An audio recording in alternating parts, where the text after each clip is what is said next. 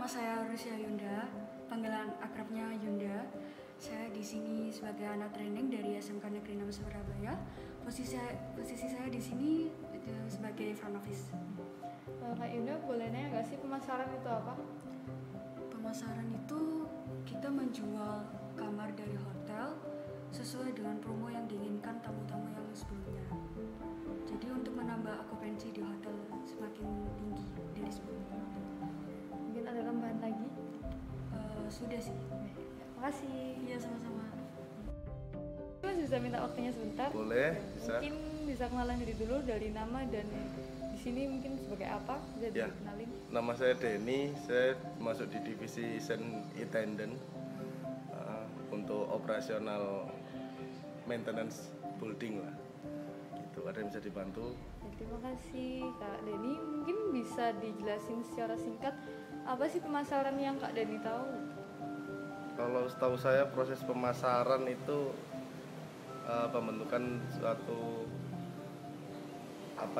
sistem yang ada tukar menukar, ada yang berkaitan dengan nilai untuk hasil bagi pelanggan gitu. Iya betul ya, salah lah. Mungkin ada tambahan lagi? Setahu saya itu sih Mbak. Terima kasih. Iya, terima kasih. Permisi Kak, saya dari manajemen perhotelan UNER, boleh minta waktunya sebentar? Ya. Bisa perkenalan diri sedikit dulu, Ya. nama dan asalnya? Ya, nama Alan dari Sekbul. Ya, terima kasih. Boleh nanya nggak Kak, pemasaran menurut Kak Alan itu apa sih gambaran pemasaran yang ada di? Kalau menurut saya sih gambaran pemasaran sih secara umumnya kan jual beli, nah itu aja sih. Bisa. Ya. Mungkin ada tambahan penjelasan lain? Pemasaran itu seperti apa? Mungkin cukup sih, itu aja. Oke. Nah. Baik, terima kasih.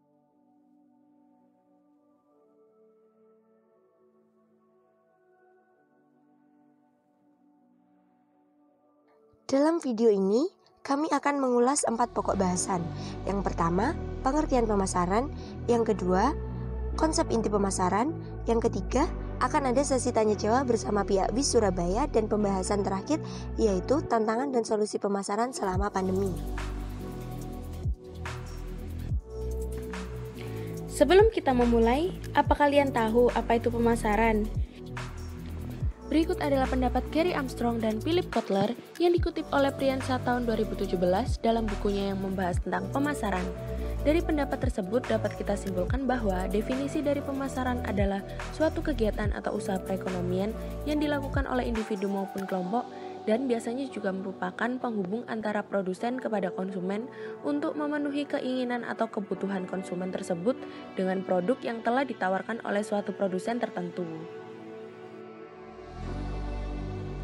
Nah, berlanjut ke pendapat ahli yang kedua ini adalah definisi lain dari pemasaran menurut William Chase Stanton.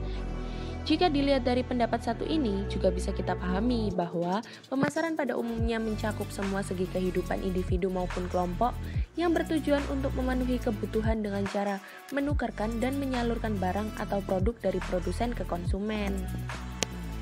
Dan sekarang kita lanjut ke materi kedua, yaitu konsep pemasaran. Itu ada apa aja sih? Jadi di konsep pemasaran kali ini ada 7 bagian nih. Yuk langsung aja kita masuk pada yang pertama. Yang pertama adalah kebutuhan, keinginan, dan permintaan. Pada hakikatnya pemasaran berasal dari kebutuhan dan keinginan manusia itu sendiri, di mana manusia selalu membutuhkan sesuatu untuk memenuhi kebutuhan hidupnya. Perlu diketahui bahwa kebutuhan, keinginan, dan permintaan adalah sesuatu yang berbeda meskipun pada dasarnya saling berhubungan. Kebutuhan manusia adalah segala sesuatu yang dibutuhkan manusia untuk memenuhi kebutuhan dasarnya. Sedangkan keinginan adalah hasrat akan pemuas kebutuhan yang spesifik. Meskipun pada dasarnya kebutuhan manusia itu sedikit, namun keinginan manusia cenderung tidak terbatas. Keinginan manusia akan terus dibentuk dan diperbarui seiring dengan perkembangan zaman. Sementara permintaan adalah keinginan akan produk spesifik yang didukung dengan kesediaan dan kemampuan untuk membelinya. Keinginan akan berubah menjadi permintaan jika didukung oleh daya beli. Oleh karena itu, perusahaan harus mengukur orang yang menginginkan produk mereka sekaligus orang yang bersedia dan mampu membelinya. Dan yang kedua adalah produk, merupakan barang, jasa, dan gagasan. Produk merupakan segala sesuatu yang dapat ditawarkan oleh produsen untuk memuaskan kebutuhan dan keinginan manusia. Produk dapat dibedakan menjadi 3, yakni barang, jasa, dan gagasan. Sedangkan produk gagasan dapat berupa ide, penghematan waktu konsumen, dan lain-lain. Biasanya produk fisik lebih tergantung pada jasa yang menyertainya. Oleh karena itu, produk fisik sebetulnya merupakan sarana yang memberikan jasa kepada pemakainya. Lebih jauh lagi, jasa juga diberikan oleh sarana lain seperti tempat kegiatan orang, gagasan, organisasi, dan sebagainya. Dan yang ketiga adalah nilai, biaya, dan kepuasan. Setiap orang akan berusaha untuk memutuskan produk mana yang akan memberikan kepuasan terbesar terhadap dirinya. Oleh karena itu, diperlukan sebuah konsep untuk memecahkan masalah ini, dan konsep tersebut adalah nilai dan kepuasan. Hal ini sesuai dengan pendapat Deros bahwa nilai adalah pemenuhan tuntutan pelanggan dengan biaya perolehan, pemilikan, dan penggunaan terendah. Dan yang keempat ada pertukaran dan transaksi. Umumnya, setiap orang dalam memperoleh suatu produk melalui 4 cara, yaitu dengan memproduksi sendiri, dengan memaksa, dengan meminta-minta, dan dengan pertukaran atau exchange. Biasanya yang keempatlah yang sering dilakukan sekarang ini, yaitu pertukaran. Pertukaran akan terjadi jika kedua belah pihak dapat menerima syarat pertukaran. Pertukaran merupakan proses penciptaan nilai karena pertukaran pada umumnya membuat kedua belah pihak menjadi lebih baik. Pertukaran merupakan sebuah proses, bukan hanya suatu kejadian. Kedua pihak terlibat dalam pertukaran apabila keduanya berunding dan mengarah kepada suatu kesepakatan. Saat kesepakatan itu terjadi atau disetujui, dapat dikatakan bahwa suatu transaksi sudah terjadi. Transaksi merupakan perdagangan nilai-nilai antara dua pihak atau lebih. Ada beberapa kondisi yang memungkinkan terjadinya transaksi, yakni sedikitnya terdapat dua benda yang bernilai, persyaratan yang disepakati, waktu persetujuan, serta tempat persetujuan. Dalam transaksi, biasanya sistem hukum akan dipakai untuk memaksa dan memperkuat agar pihak yang bertransaksi menaatinya. Karena tanpa adanya hukum perjanjian, setiap orang akan melihat transaksi sebagai sebuah kecurigaan dan semua pihak nantinya akan rugi. Yang kelima ada hubungan dan jaringan. Pemasaran transaksi merupakan bagian dari gagasan pemasaran hubungan.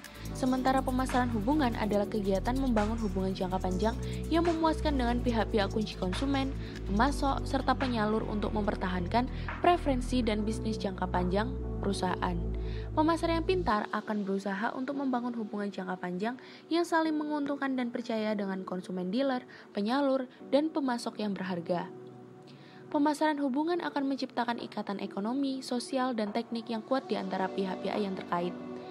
Hasil pemasaran hubungan yang utama yaitu pengembangan aset unik perusahaan yang dikenal dengan jaringan pemasaran. Jaringan pemasaran ini terdiri atas perusahaan dan semua pihak pendukung yang terkait, yakni pekerja, pemasok, pelanggan, penyalur, ilmuwan, pengecer, agen iklan, dan pihak lain yang bersama dengan perusahaan sudah membangun hubungan bisnis yang saling menguntungkan satu sama lain. Dan yang keenam ada pasar. Pasar bisa diartikan sebagai semua pelanggan potensial yang mempunyai keinginan dan kebutuhan tertentu yang sama, yang mungkin bersedia serta mampu melakukan pertukaran untuk memuaskan keinginan dan kebutuhan tersebut. Ukuran pasar tergantung pada jumlah orang yang menunjukkan keinginan dan kebutuhan, mempunyai sumber daya yang menarik pihak lain, serta mampu dan bersedia untuk menawarkan sumber daya tersebut untuk ditukar dengan apa yang mereka inginkan. Pada dasarnya, pemikiran sebuah pasar adalah tempat di mana penjual dan pembeli berkumpul untuk saling bertukar barang. Dan yang terakhir ada pemasar dan calon pembeli. Pemasar merupakan seorang yang mencari satu atau lebih calon pembeli yang mungkin akan terlibat dalam pertukaran nilai. Sedangkan calon pembeli ialah seorang yang diidentifikasi oleh pemasar sebagai orang yang mungkin mampu dan terlibat dalam pertukaran nilai. Pada situasi di mana kedua belah pihak secara aktif mencari pertukaran, maka keduanya merupakan seorang pemasar, dan situasi tersebut adalah salah satu pemasaran timbal balik.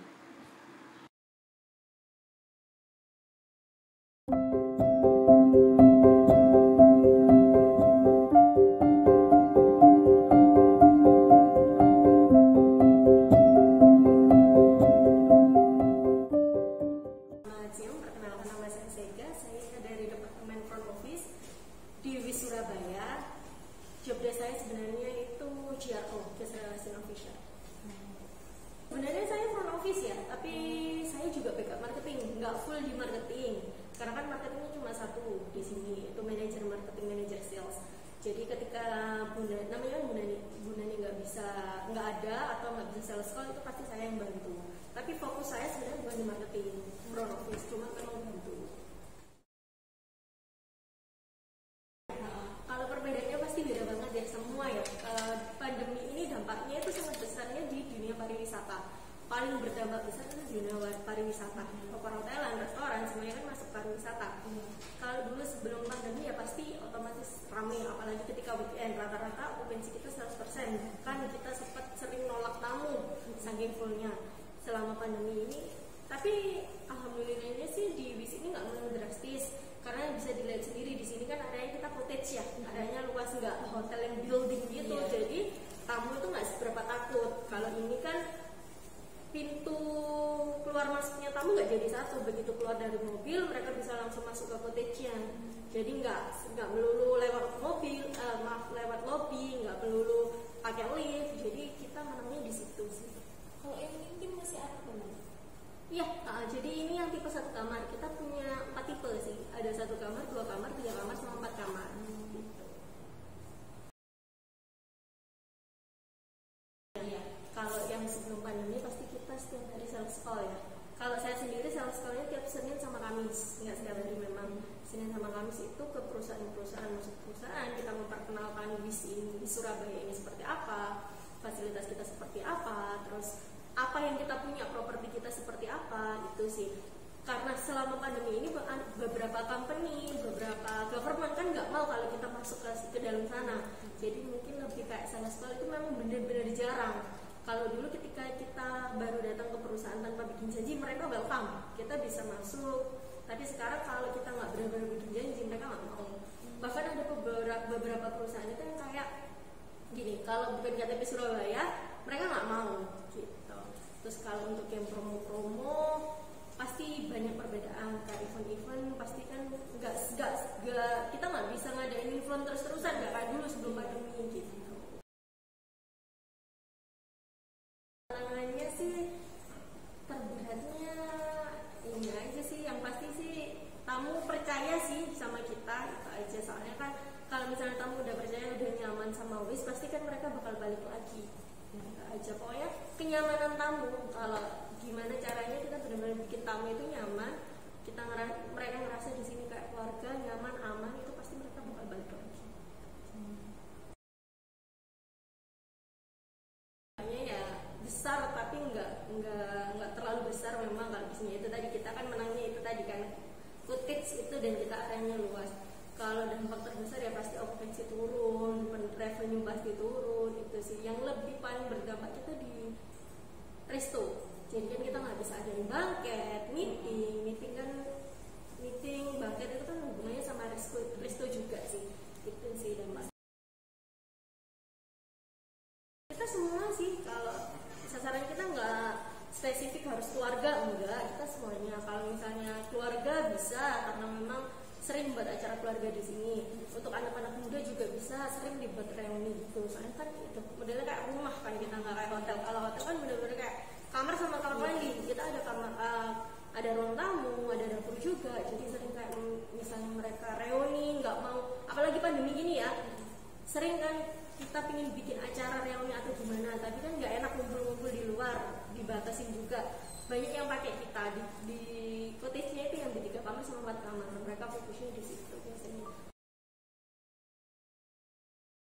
Itu pengennya yang menerapkan protokol kesehatan sih. Iya. Jadi gimana kita dari manajemen menerapkan protokol kesehatan yang benar-benar ketat. Jadi mereka kan nggak takut, nggak was-was kalau mau kesini. Rata-rata kebanyakan mereka by phone dulu nih sebelum kesini.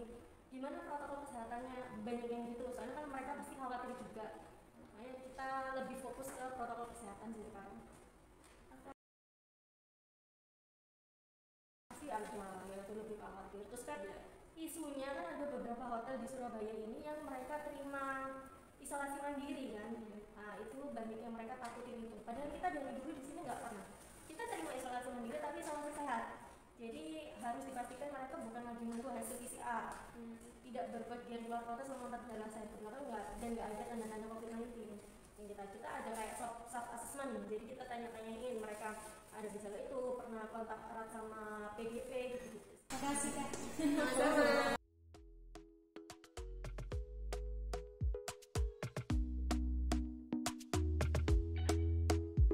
Talk to me nice, talk to me honestly.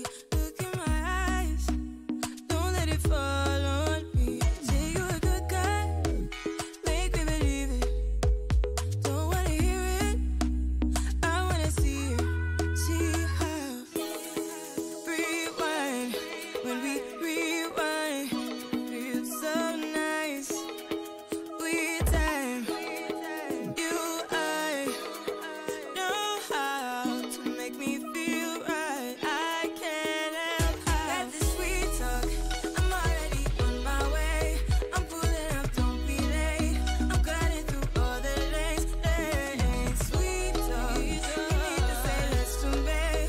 Don't need for no flowers, babe. I'm already on my way, on my way. Why you blushing? Yeah, sweet concussion. Oh, you miss my touching. Good girl.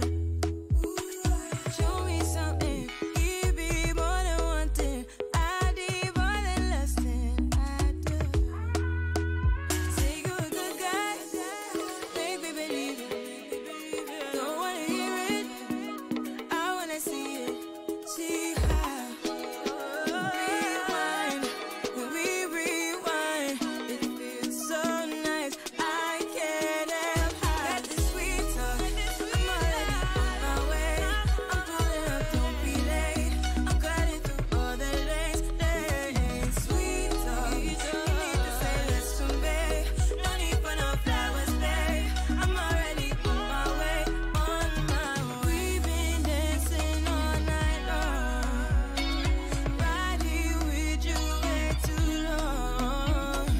Don't want nothing here or now, but I'm done waiting, done wasting my time. Got this sweet talk, I'm already on my way. I'm pulling up, don't be late. I'm gliding through all the lanes. Sweet talk, you need to say less to me. No need for no flowers, babe. I'm already on my way. Selanjutnya kita akan memasuki materi yang keempat, yaitu tantangan dan solusi pemasaran saat COVID-19.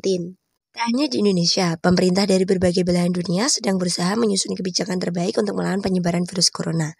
Pemberlakuan PPKM yang belum lama ini diberlakukan di Pulau Jawa dan Bali menjadi sebuah tantangan bisnis bagi sejumlah perusahaan untuk tetap beroperasi, salah satunya di industri perhotelan. Kebijakan pembatasan aktivitas ini tentu menuai pro kontra khususnya bagi pebisnis. Harus bergerak dengan berbagai keterbatasan menjadi sebuah tantangan bisnis untuk tetap bisa menjalankan perusahaannya tanpa mengalami kerugian. Karena tantangan-tantangan pemasaran di sektor perhotelan di masa pandemi seperti ini cukup banyak, kelompok kami memberikan solusi yang dapat diberikan kepada pelaku usaha di industri perhotelan untuk mengatasi tantangan tersebut, yaitu yang pertama, pihak manajemen hotel dapat menyusun jadwal kerja dengan sistem hibrid, yaitu gabungan antara WFH dan WFO. Para karyawan bisa secara selang-seling bekerja di rumah atau di kantor sesuai dengan protokol kesehatan. Yang kedua, hal yang dapat dilakukan dalam menjamin keberlangsungan rantai pasok adalah dengan membangun sistem logistik yang baru yang harus mampu meminimalkan kedatangan, pertemuan, dan kerumunan. Yang ketiga, untuk menghadapi new normal, tim marketing harus memutar otak dan haluan dalam mengubah strategi marketingnya supaya lebih sesuai dan goals pertama perusahaan tetap bisa terpenuhi. Untuk menjalankan hal ini diperlakukan perancangan matang yang dapat menghasilkan program-program fresh hasil dari adaptasi kebiasaan baru yang dirancangkan oleh pemerintah. Yang keempat, untuk mengatasi problem finansial di masa pandemi, manajemen hotel dapat memperketat alur pengeluaran dan meminimalisir penyebab besarnya pengeluaran dari pos-pos yang sudah ada seperti melakukan penghematan air dan listrik. Yang kelima, cara mengatasi tantangan pada pemasaran digital yaitu dengan memahami faktor penting di dalamnya, yaitu faktor psikologis, humanis, antropologi, dan teknologi yang akan menjadi bahan baru dengan kapasitas besar, interaktif, dan multimedia. Diperlakukan penyusunan strategi untuk membangun interaksi antara produsen, perantara pasar, dan konsumen yang bisa dimulai dari membangun awareness atau kesadaran konsumen melalui pemasangan iklan. Pihak manajemen juga bisa menjalin kerjasama dengan pihak pengelola digital marketing yang profesional.